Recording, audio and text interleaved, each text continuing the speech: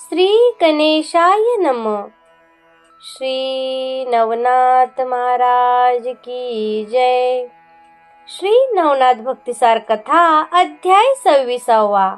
हा अध्याय वाचल्याने गोहत्येचा दोष नाहीसा होईल, शत्रुतुल्य मुले होणार नाहीत। श्री गुरुदेव दत्त अवधूत।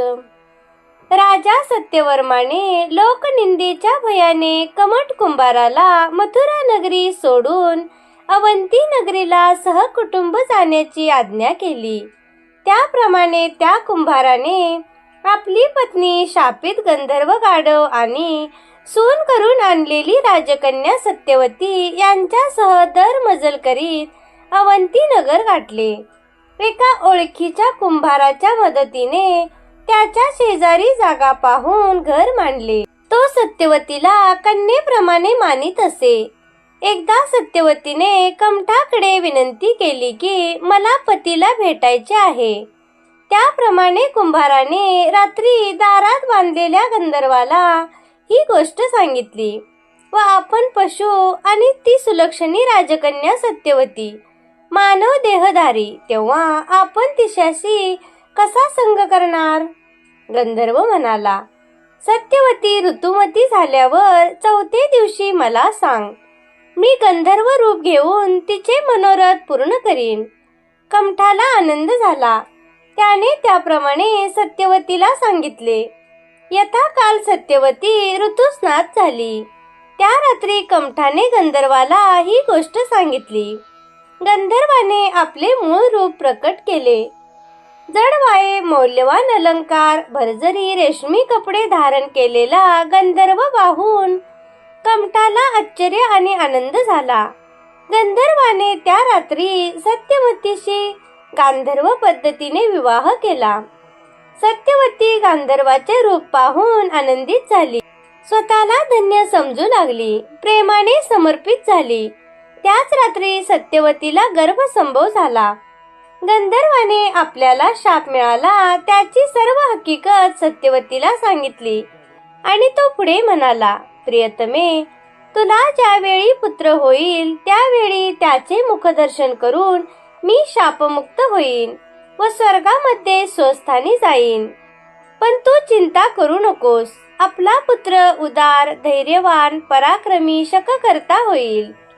या पुत्रापासून तुला अनेक प्रकारचे सन्मान व सुखे प्राप्त होतील, असे सांगून तो पुन्हा गाढव होऊन राहिला। गंधर्वाचे हे सगळे रूप पाहिल्यावर कमठाला आपल्या वर्तनाचा खेद आला। तो म्हणाला, महाराज, माझ्या हातून केवढा घोर अपराध घडला। तुम्हाला सामान्य गाढव समजून मी जास्तीत जास्त ओझे तुमच्यावर लादले, अनेक वेळा मारले। तुमच्या खाण्यापिण्याची आवाळ नकळत माझ्या हातून घडली असेल। कमठाच्या या पश्चातापदात बोलण्यामुळे गंधर्वाने त्याची समजूत घातली। सत्यवती व तिच्या होणाऱ्या बाळाची काळजी घेण्याचे सांगितले।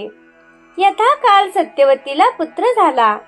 त्याचे नाव विक्रम ठेवण्यात आले। पुत्राचे मुखावलोकन करून गंधर्व विमानात बसून स्वर्गात गेला। जाताना त्याच्या विरहाने शोकाकुल झालेल्या सत्यवतीला आपले स्मरण केले की प्रकट होईल असे वचन दिले। कमठ कुंभाराच्या घरी विक्रम मोठा झाला। त्याला अल्पकाळात अनेक विद्या प्राप्त झाल्या। 16 वर्षाचा झाल्यावर कमठाने आपल्या ओळखीच्या राजसेवकाकडून विक्रमाला राजदरबारात प्रवेश मिळवून दिला।